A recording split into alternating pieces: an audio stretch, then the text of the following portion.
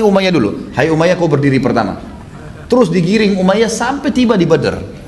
Tidak bisa pulang akhirnya, gitu kan? Baik, terjadi peperangan di Badar. Pada saat terjadi peperangan di Badar ini, semua tadi saya bilang pasukan Quraisy banyak yang terkalahkan, gitu kan? Ada yang lari ke Mekah. Umayyah ini termasuk yang nggak bisa lari karena kudanya lepas dan dia sangat gemuk.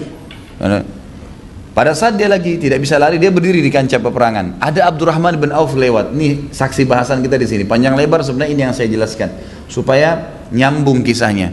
Abdurrahman radhiyallahu anhu ini lagi ngumpulin pedang, perisai. Ya ini ghanimah, harta rampasan perang. Dikumpulin, kemudian nanti dibagi rata oleh para pemimpin, oleh pemimpin perang. Itu Nabi SAW pada saat itu. Maka si Umayyah lihat Abdurrahman lewat, dia panggil Abdu Amr. Abdu Amr namanya tuh di Mekah. Abdurrahman sengaja nggak mau balik, gitu kan? Abdu Ka'bah nggak mau balik, gitu kan? Dipanggil terus gitu, nggak mau. Terakhir akhirnya dilihat tidak mau balik karena Abdurrahman tahu itu sudah bukan namanya. Lalu kemudian dipanggil Abdullah, karena ditahu Abdullah. Orang-orang Mekah dulu tidak tahu Ar-Rahman ini namanya Allah, gitu kan? Mereka menganggap Ar-Rahman ini adalah gurunya Nabi SAW di negeri Syam yang belajar sihir, gitu. Jadi tidak tahu kalau itu namanya Allah. Mereka bilang begitu. Ringkas cerita, waktu dipanggil Abdullah, Abdurrahman balik mengatakan, kenapa Umayyah? Dia bilang, mau nggak kamu dapat harta rampasan perang lebih baik daripada pedang yang kamu kumpulin?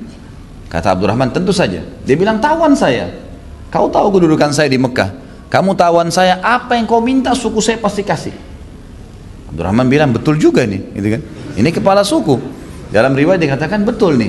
Maka Abdurrahman pun mengatakan, baiklah. Ditaruh semua pedang-pedang itu, dipegang tangannya Umayyah. Mau dibawa ke Nabi SAW. Mau mengatakan, ya Rasulullah, ini Umayyah tawanan saya nih, gitu kan? Jadi nanti kalau tawanan dia pribadi, misal seseorang muslim mengalahkan orang kafir, jadi tawanannya, maka itu nanti tebusannya punya dia, gitu kan? Jadi haknya dia. Yang terjadi, dibawalah oleh Abdurrahman memegang tangan Umayyah menuju ke kemah Nabi SAW. Di tengah jalan ketemu sama Bilal. Bilal ini dulu yang disiksa oleh Umayyah. Maka Bilal bilang, Umayyah bin Khalaf, pimpinan orang kafir, kau yang hidup atau saya yang hidup? Gitu kan. Nggak bisa, gitu kan. Maka Umayyah sempat takut, gitu kan. Maka Abdurrahman bilang, wahai Bilal, bertakwa sama Allah, ini tawanan saya, jangan diganggu, gitu kan. Jadi ini tawanan, artinya ini saya akan dapat banyak balasan dari situ, gitu kan. Kata Bilal, nggak bisa, harus dia mati atau saya mati. Bilal coba menyerang, Abdurrahman bela, nggak boleh, gitu kan. Maka Bilal bingung, ini kalau salah kena Abdurrahman nih bahaya. Ada lewat beberapa orang Ansar yang lagi ngumpulin juga pedang-pedang untuk dikumpulin nanti, 5-6 orang. Bilal teriak, wahai saudara-saudaraku Ansar, gitu. Datang mereka, gitu kan. Waktu mereka datang, tahu, ingat tak kisah orang yang taruh batu panas di dada saya waktu di Mekah, gitu kan. Kata mereka, iya, ini nih orangnya nih. Ini dia nih, ini dia Umayyah yang taruh batu, yang siksa saya. Bilal terus memotivasi mereka, sekarang kita bunuh nih, keroyokin. Abdurrahman bingung nih, hadapin bukan Bilal saja tapi 6 orang sekarang, gitu kan. Kata Abdurrahman, wahai Umayyah, baringlah, gitu kan.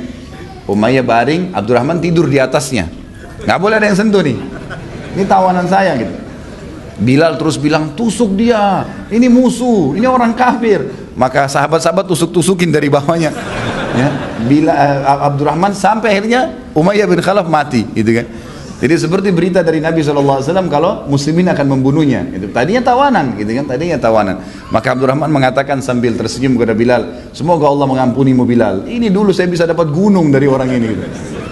Tapi itu selingan kisah tambahan, kisah tentang Abdurrahman di perang Badar dengan Umayyah bin Khalaf. Dan ini memang pimpinan orang-orang kafir pada saat itu. Abdurrahman bin Auf punya kelebihan yang kelima selain perannya dalam peperangan tadi. Beliau paling gemar bersedekah, dan ini yang paling menonjol, sedekah. Ada satu konsep begini teman-teman sekalian. Subhanallah, saya tidak tahu ya, saya pun pribadi butuh memperbaiki terus diri saya, dan saya ajak teman-teman untuk itu.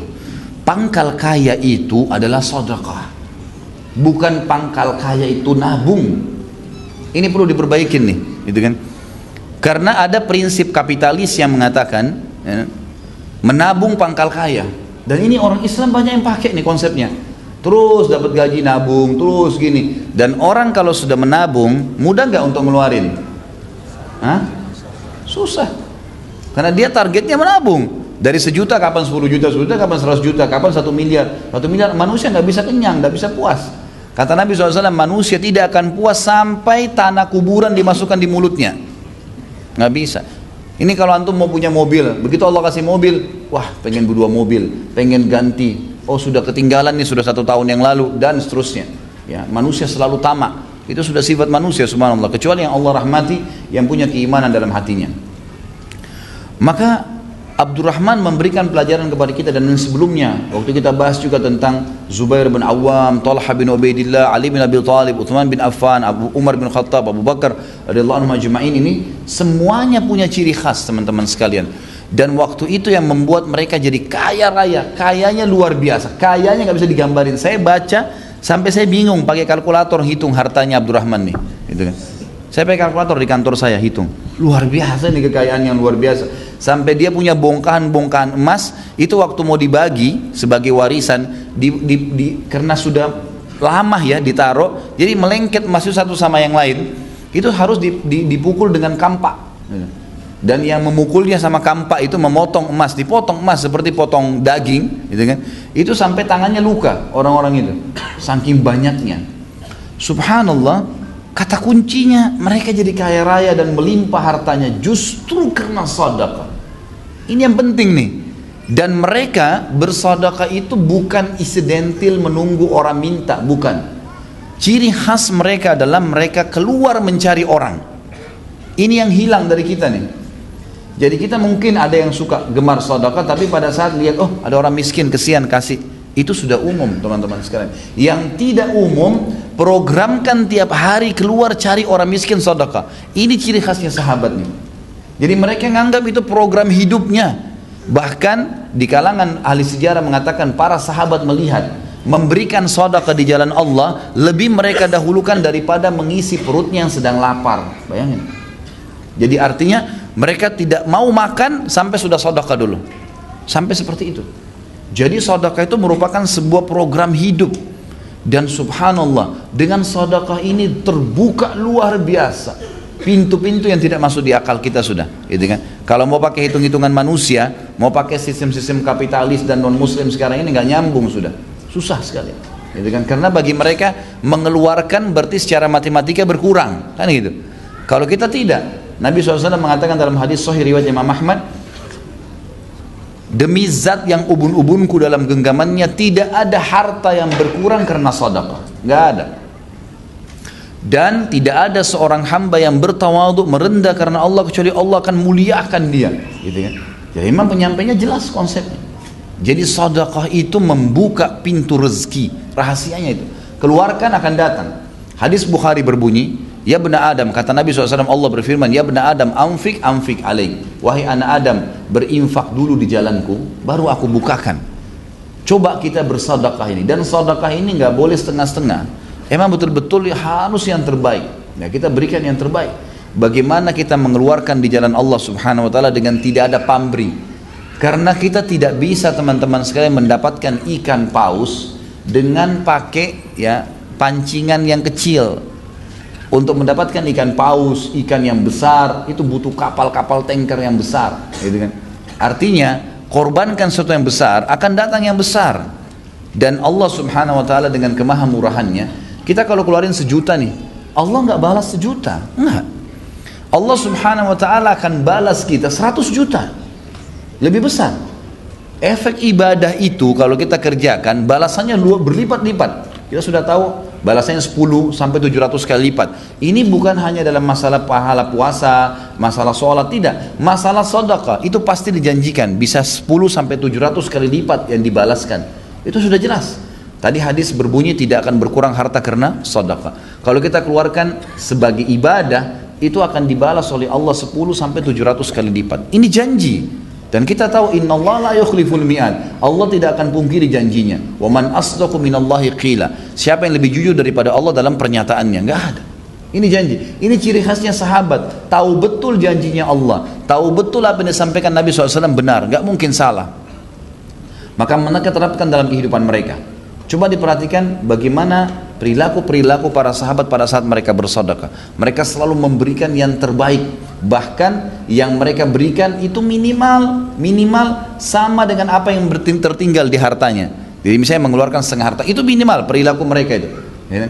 Jadi ada yang mengeluarkan sampai seluruh hartanya dikeluarkan. Ada yang mengeluarkan minimal setengahnya. Ini luar biasanya. Mereka selalu melakukan perbuatan tersebut dengan keyakinan ini tidak akan berkurang harta karena bersedekah.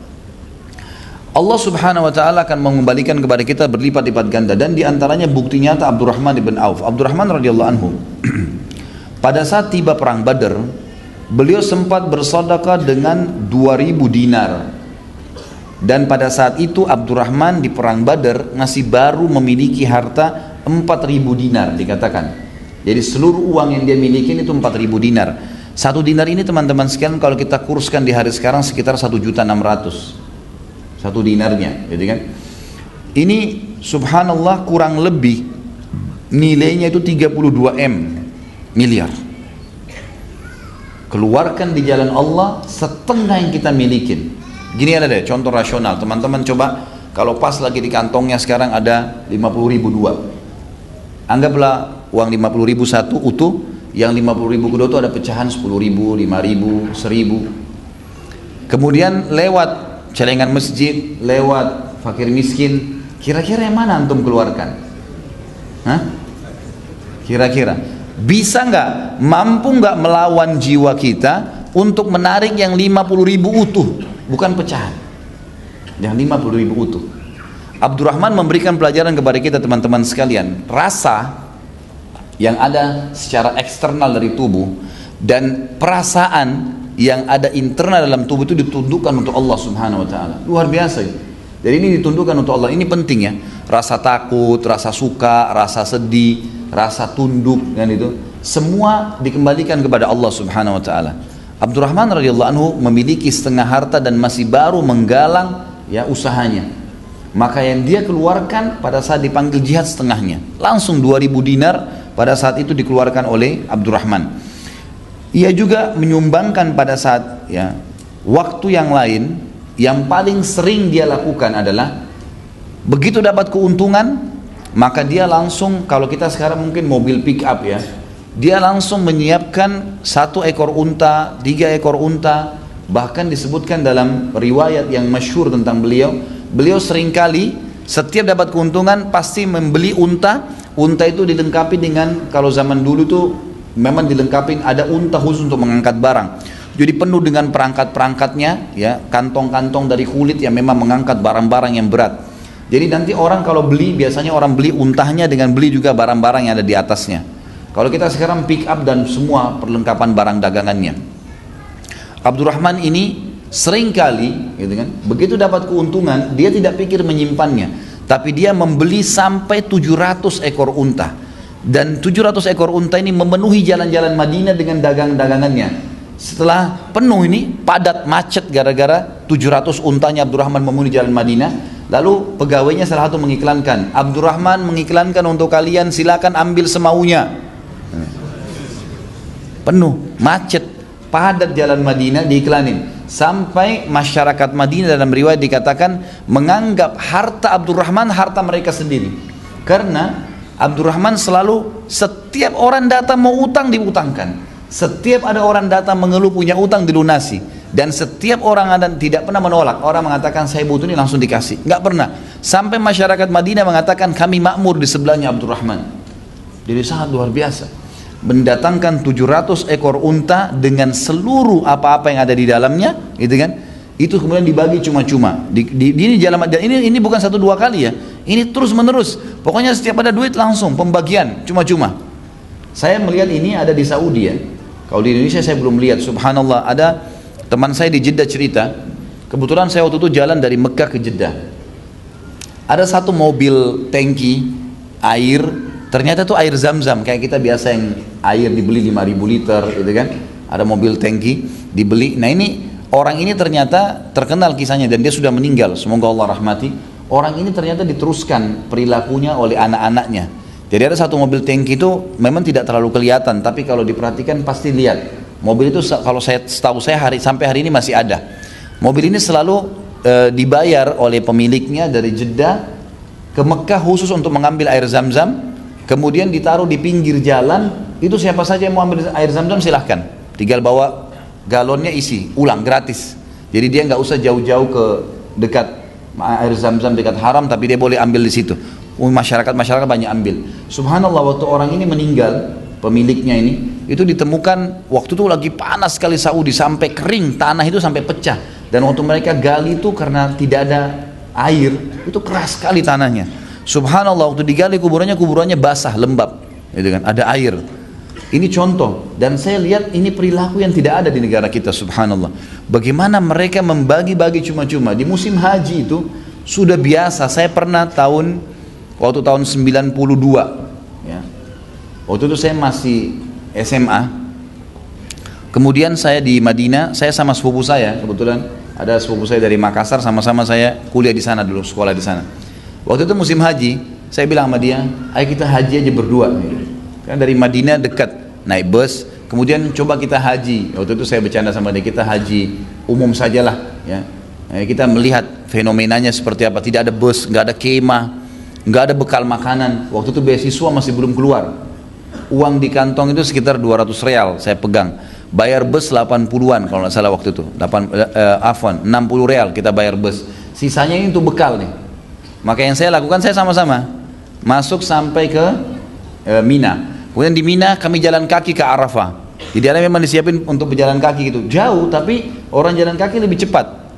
Itu selama saya haji 6 hari teman-teman sekalian, dari Mina ke Muzdalifah, ke Arafah, Arafah ke Muzdalifah, Muzdalifah ke Mina lagi selama 4 hari sampai hari Tasyrik.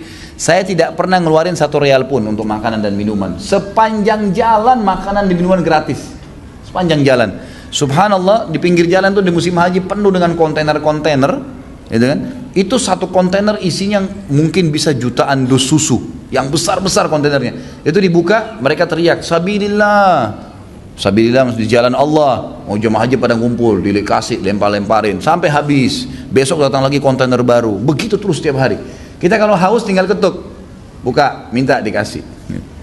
Makanan, orang yang bawa makanan dimasak sendiri di rumahnya, nasi dan banyak sekali. Subhanallah, orang kalau haji jalan itu di sana itu hiduplah gitu. Makan minum semuanya, dan itu sepanjang jalan di mana-mana ada yang bagi buah-buahan, ada yang bagi minuman, ada yang bagi macam-macam, gitu kan.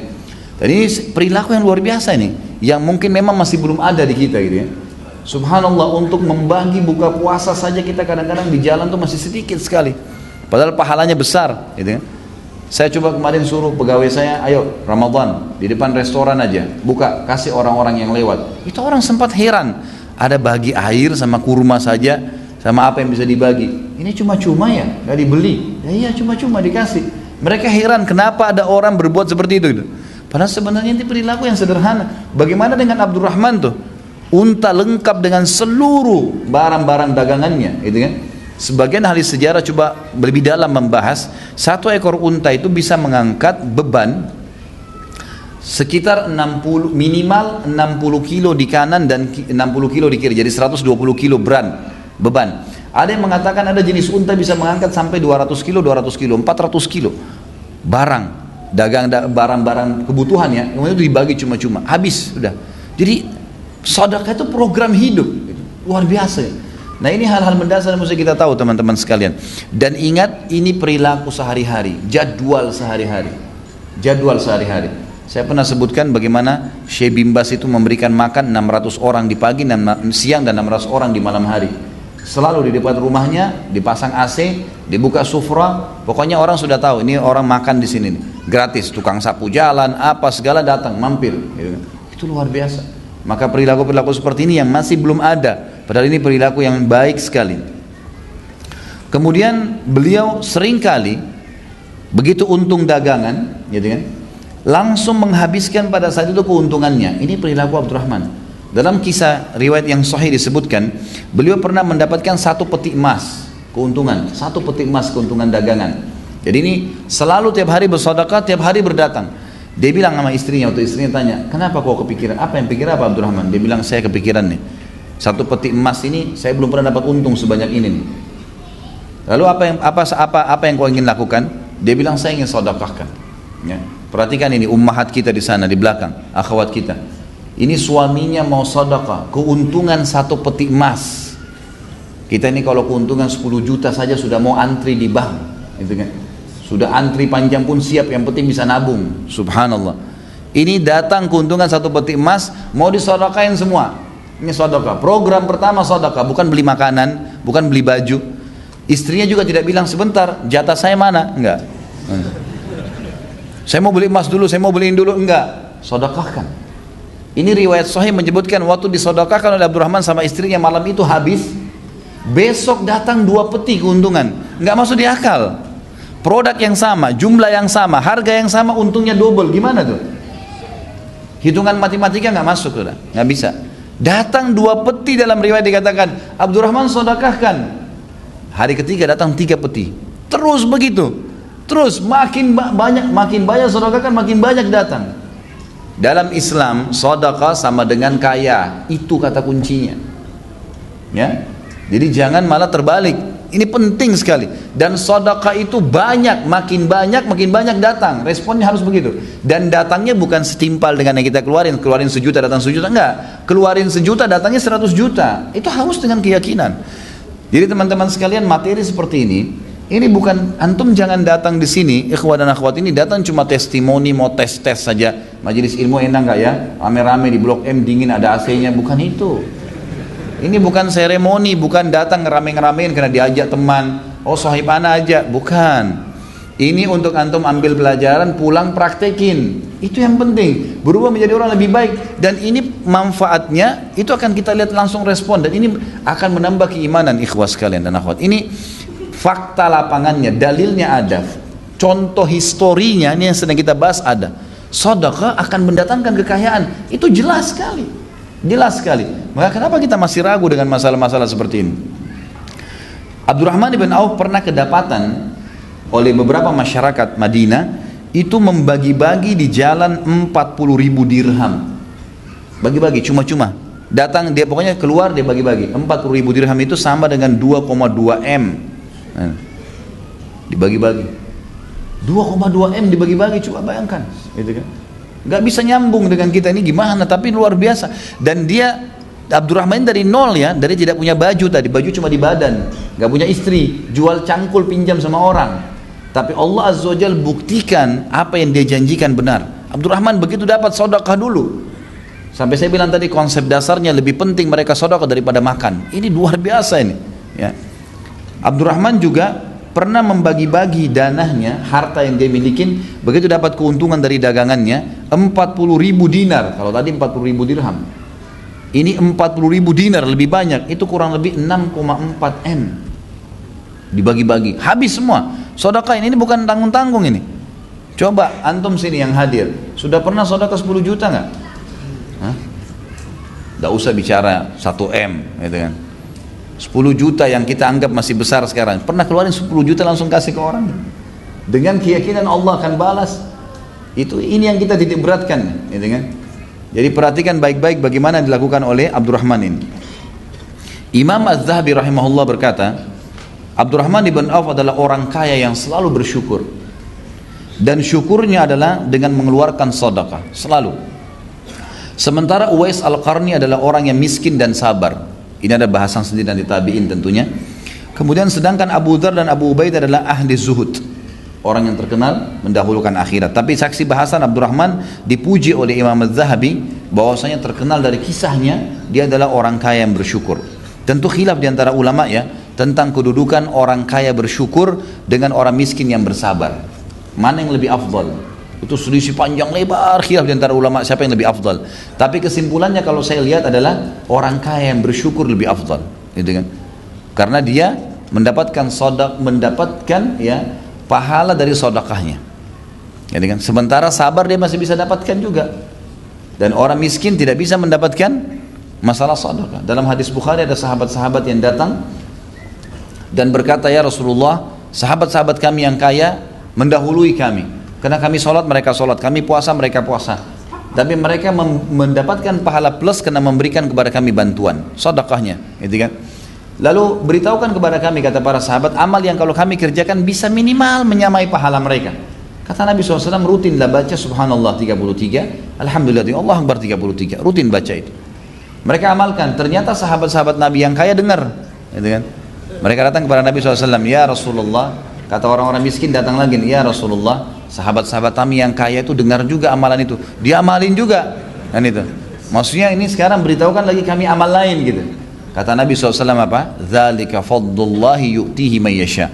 Itu ya karunia Allah yang Allah berikan kepada siapa yang dia inginkan. Teman-teman sekalian, kaya bukan karena kerja di sebuah tempat yang mewah, kaya bukan menjadi pejabat negara, kaya dengan sedekah. Ini sedekah nih, keluarin di jalan Allah. Itu penyebabnya, dan tidak ada hitungan matematikanya nih, kayanya datang. Biar tidak punya usaha, rajin sedekah itu akan kaya. Itu sudah janji. Ini dari tadi saya teriak-teriak ini, kalau sampai keluar sebentar masih ada yang pelit, ini luar biasa. Kalau saya punya cambuk, saya cambuk. Nah, iya, nggak bisa lagi. Ini sudah kata kunci rahasianya di situ. Sedekah dapat, gitu kan? Itu begitu. Kita kalau lagi makan satu bungkus makanan enak, coba beli satu bungkus yang sama, nilai yang sama, bawa siapa saja ditemui di jalan, kasih, sedekahin langsung. Nilai seperti apa yang kita kasih itu luar biasa. Ada kepuasan diri, pahalanya ada, dan penyebab datangnya rezeki. Dan kalau kita kasih satu bungkus jalan Allah, Allah nggak kasih kita satu bungkus teman-teman sekalian. Bisa sebulan antum ditraktir sama teman-teman nanti. Balasannya efeknya besar. Karena semua ibadah yang kita kerjakan itu efek balasannya dari Allah besar. Coba sholat duha. Kata Nabi SAW, di dalam tubuh manusia ada 360 sendi. Setiap hari harus manusia sedekah sebagai tanda syukur kepada Allah. Dan 2 rakaat sholat duha menggantikan sedekah 360 sendi. Berimbang nggak? 10 menit sholat, gitu kan? Atau 5 menit sholat dengan sedekah untuk 360 sendi. Berapa harganya sendi kita ini? Kalau satu sendi rusak, sendi jari aja, coba tanya teman-teman kalau ada yang dari medis nih, berapa kira-kira? 1 juta? 2 juta? 10 juta satu sendi? Ini baru sendi kecil, bagaimana kalau sendi semuanya? Anggap 1 juta satu sendi. Kita harus sedekah 360 juta per hari. Tapi Allah ganti dengan 2 rakaat sholat duha. Nggak berimbang. Kalau sama Allah nggak ada hitung-hitungannya teman-teman sekalian. Nggak ada kalkulatornya sama Allah ini. Buang jauh-jauh hitungan antum yang biasa antum pakai di komputer, pakai di HP, pakai itu jauh, sama Allah nggak ada itu. Dalam hadis Muslim, siapa yang puasa sehari di jalan Allah, sunnah atau wajib, Allah jauhkan dia dari neraka 70 tahun. Nggak berimbang puasa sehari dengan 70 tahun, nggak bisa. Sama dengan memberikan makan satu bungkus, memberikan satu lembar baju. Bukan seperti itu balasannya, berlipat-lipat datang. Sedekah penyebab kaya, bukan ijazah, gitu kan? Ini harus difahamin. Berapa banyak orang jadi sarjana miskin, minta-minta di jalan, gitu. Tapi ini sedekahnya yang harus dihidupkan. Kemudian kita lihat di sini, ia juga membagikan hartanya untuk veteran Badr. Di satu waktu Abdurrahman bilang, iklanin, saya mau khusus yang masih hidup dari yang pernah ikut Badr. Jadi Badr ini punya kelebihan sendiri teman-teman sekalian ya. Karena orang Badr, orang yang ikut perang Badr ini termasuk Abdurrahman punya manaqib di sini, punya kelebihan karena beliau hadir di Badr. Khusus orang Badr itu yang pegang bukunya ada di halaman 446 ya.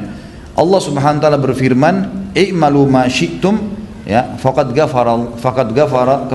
ghafartu lakum, kata Allah. Berbuatlah semau kalian karena aku telah mengampuni dosa-dosa kalian. Semua yang hadir di Badr diampuni dosanya. Kata sebagian ulama tafsir, walaupun ada orang yang pernah ikut Badr, setelah Badr dia bermaksiat asal dia tidak murtad, Allah langsung ampuni. Karena di zaman Umar bin Khattab pernah ada satu ahli Badr, itu subhanallah berjalan waktu, zaman khilafahnya Umar, tapi saya lupa namanya orang ini, masyhur kisahnya. Kemudian dia mabuk, sempat lalai, mabuk di Irak. Ya. Ketahuan, si fulan mabuk. Umar bin Khattab menerapkan orang mabuk 80 jera dicambuk. Gitu kan. Waktu Umar disampaikan si fulan pernah hadir di Badr, mabuk, kata Umar jangan dicambuk. Kata mereka, kenapa Anda beda-bedakan? Dia bilang, bukankah kalian dengar firman Allah, wa qul i'malu ma syi'tum faqad ghafartu lakum? Allah sudah bilang untuk ahli Badr, semua yang pernah hadir berbuat semau kalian Allah sudah ampuni. Khusus Badr nih. Maka Abdurrahman menganggap memang penting buat mereka nih, penting buat kedudukan itu. Apa yang beliau lakukan? Beliau iklankan semua veteran Badr akan dapat uang dari saya. Dan waktu itu dia mengeluarkan untuk ahli Badr sekitar 400 dinar maaf. 400 dinar ini kalau kita kali 1.600.000 kurang lebih 640 juta. Salah satu yang terhitung veteran Badr, walaupun dia tidak hadir